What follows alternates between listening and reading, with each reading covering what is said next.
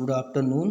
Welcome to online classes GPS. तो बच्चों आज जो है अर्थशास्त्र जो व्यावसायिक अर्थशास्त्र के अंतर्गत जो है कक्षा 12वीं के लिए आज पढ़ेंगे बच्चों 11 पार्ट मुद्रा के बारे में। मुद्रा का मतलब होता है मणि, अर्थात कार्य अर्थ है इसका कार्य एवं पूर्ति किस प्रकार अपन किया जाता है। तो money meaning function and supply. तो आइए देखेंगे मुद्रा वह धुरी है जिसके चारों ओर अर्थ विज्ञान केंद्रित है, प्रोफेसर मार्शल के द्वारा कहा गया। तो आइए इनका इंट्रोडक्शन देखते हैं, ध्यान देंगे बच्चों। यहाँ पर परिचय। जिस प्रकार अर्थशास्त्र में अर्थशास्त्र की परिभाषा के विषय में अनेक विचार आए हैं, ठीक उसी प्रकार मुद्रा की परिभाषा के विषय में भी वे एक मत नहीं है। सभी का कहना अलग है यहाँ पर, लेकिन इसका अर्थ यह नहीं है कि मुद्रा की कोई परिभाषा नहीं है अथवा उसकी परिभाषा देने की आवश्यकता नहीं है। किंतु भाषा का शब्द है मुद्रा, अंग्रेजी भाषा के शब्द मनी का ही हिंदी रूपांतरण है, जो कि लैटिन भाषा के शब्द जो है मोनेटा से बना है। मनी किससे बना है? मोनेटा से बना है। यह कहा जाता है कि किसी समय रोम में देवी जूनो के मंदिर में मुद्रा बनाई जाती थी और देवी जूनो को ही मोनेटा कहा जाता था। ठीक है। इसके अलावा लैटिन भाषा में मुद्रा के लिए पेकुनिया शब्द का प्रयोग किया जाता है, जो पैकस शब्द से बना हुआ है, जिसका अर्थ है पशुधन। प्राचीन काल में पशुओं को भी मुद्रा के रूप में काम में लिया जाता था। इस दृष्टि से मुद्रा शब्द अति प्राचीन समय से ही प्रचलित है। तो देखेंगे बच्चों यहाँ पर भारत में मुद्रा शब्द का प्रयोग उस संकेत चिन्ह के लिए किया जाता था जो राज दरबार की ओर से किसी व्यक्ति को प्राप्त होता था। वास्तव में जो है वर्तमान युग में भी मुद्रा एक सांकेतिक चिन्ह मात्र है, जिसके माध्यम से विनिमय जो है आदान प्रदान का कार्य संपन्न किया जाता है ना।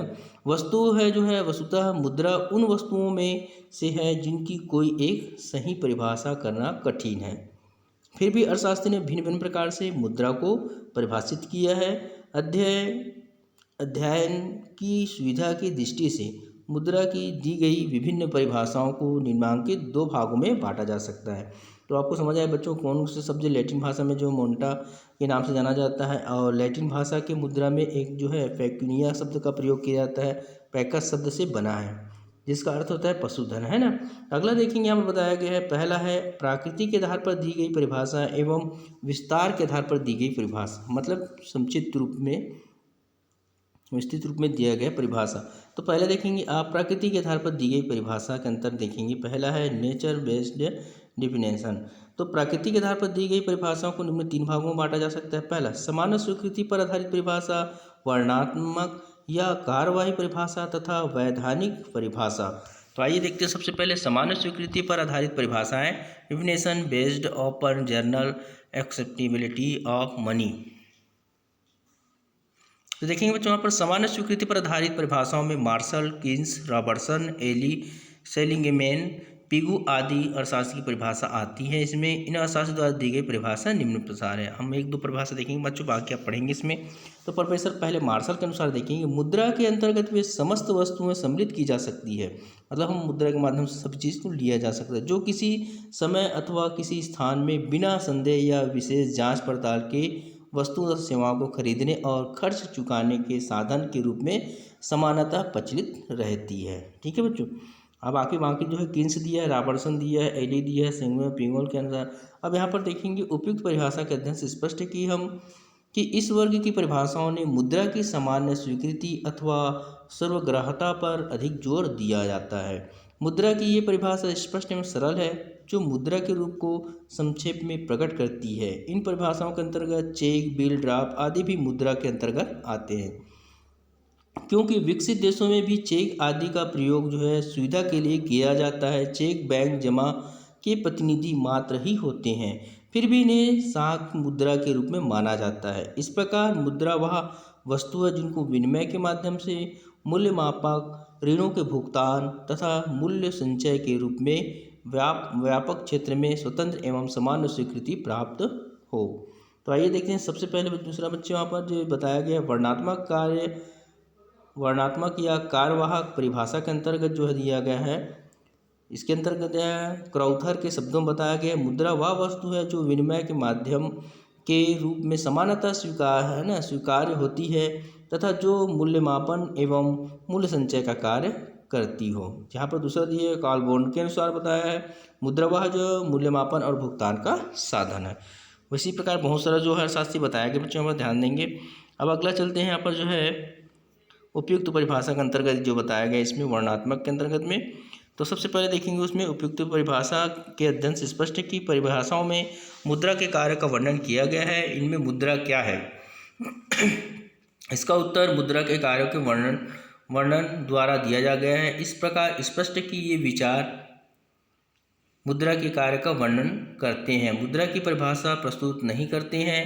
इसके साथ ही इनमें मुद्रा की प्रमुख विशेषताओं हैं जैसे सर्वग्राह्यता मतलब ग्राहक जनता के विश्वास आदि पर ध्यान नहीं दिया गया है।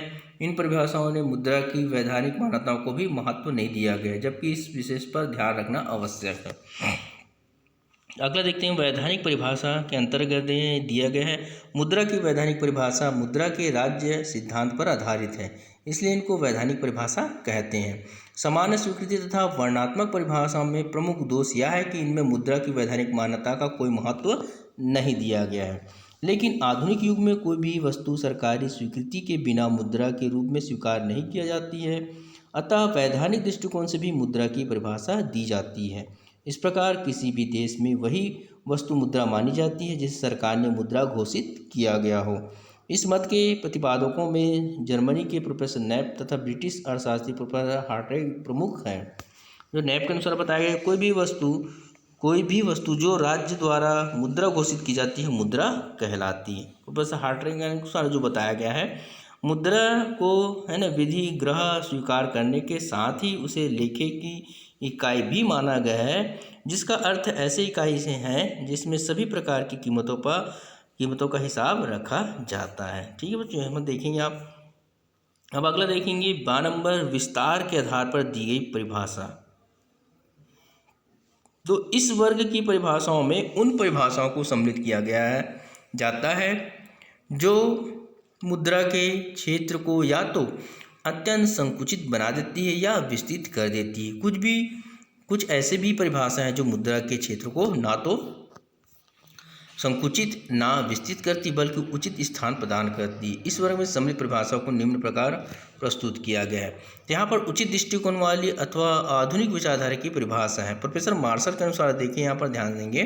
प्रोफेसर मार्शल के अनुसार दिया गया है मुद्रा में उन सभी वस्तुओं का समावेश होता है जो किसी भी समय या स्थान में बिना किसी संदेह के और बिना किसी जांच पड़ताल की वस्तु और सेवाओं को खरीदने और भुगतान करने के साधन के रूप में स्वीकृति की जाती है। प्रोफेसर एली के अनुसार देखेंगे मुद्रा ऐसी वस्तु है जो विनिमय के माध्यम के रूप में हस्तांतरित होती है और ऋणों के अंतिम भुगतान के रूप में समान रूप से ग्रहण की जाती है।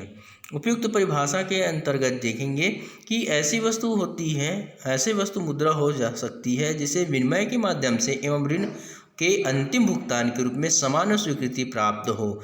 इस आधार पर हम साख पत्रों जैसे चेक, विनिमय पत्र आदि को मुद्रा के रूप में स्वीकार नहीं कर सकते।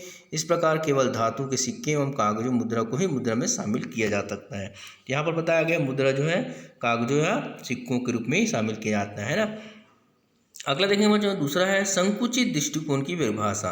रॉबर्टसन तथा उनके समर्थकों का यह विचार है कि विस्तृत क्षेत्र में भुगतान के लिए स्वीकार की जाने वाली वस्तु मुद्रा है।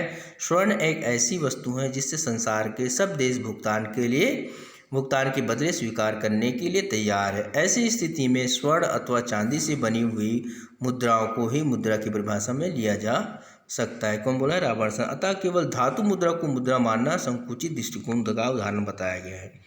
अगला देखेंगे अति उदार दृष्टिकोण वाली परिभाषा। वही दूसरी ओर हार्टेल, वेदर्स है ना, ट्रेस्कार्ड आदि उन पर सभी वस्तुओं को मुद्रा को दर्जा देने को तैयार है जो मुद्रा का कार्य करे। मनी इज वाट मनी डस।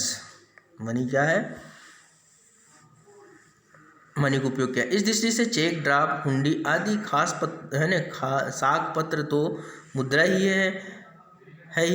अल्प विकसित क्षेत्रों में नारियल, सीप जैसे अनेक वस्तुओं को भी मुद्रा का पद दे दिया गया है। यह दृष्टिकोण सीमित रूप में ही स्वीकार किया जा सकता है। चेक, बिल, हुंडी आदि सातपत्र भुगतान के लिए तो उचित माध्यम है, किंतु उनका संग्रहण नहीं किया जा सकता, उसको संकेल कर नहीं रखा जा सकता, इकट्ठा नहीं किया जा सकता। इसी प्रकार अन्य वस्तुओं को भी भविष्य में प्रयोग के लिए संग्रहण करना कठिन है, अतः उन्हें मुद्रा मानना उचित नहीं होगा। जो नारियल बताया सी बताया ना बच्चों। अगला देखिए यहाँ पर बच्चे ध्यान देंगे मुद्रा की उचित परिभाषा के अंतर्गत जो दिया है,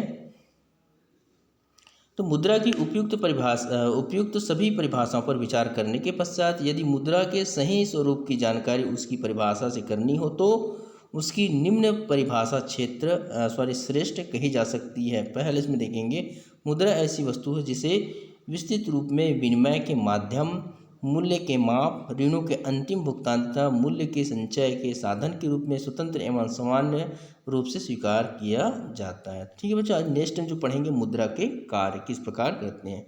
आज के लिए गुड डे बेटा।